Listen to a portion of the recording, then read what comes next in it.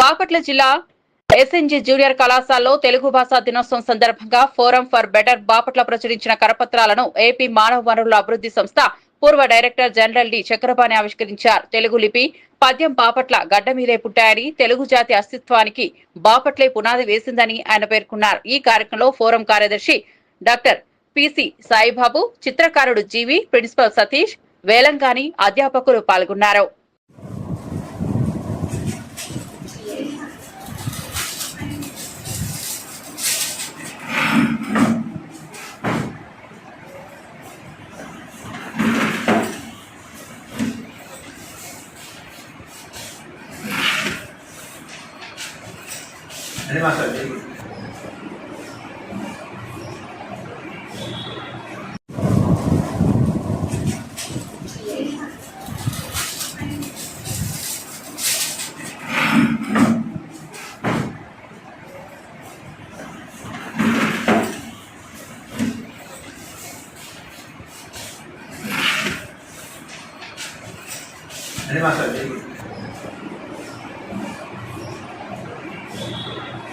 ఇక వార్త వివరాల్లోకి వెళ్తే ఏలూరు జిల్లా చింతలపూడి నియోజకవర్గంలో ఇసుక మాఫియా అక్రమ రవాణా కొనసాగుతోంది. జంగారెడ్డిగూడెం నుండి జీలుగుమిల్లి, మక్కినవారిగూడెం, ఎర్రగుంటపల్లి మీదుగా అల్లిపల్లి సీతానగరం, మేడిశెట్టివారిపాలెం మార్గంలో టిప్పర్లలో ఇసుకను తెలంగాణకు తరలిస్తున్నారు.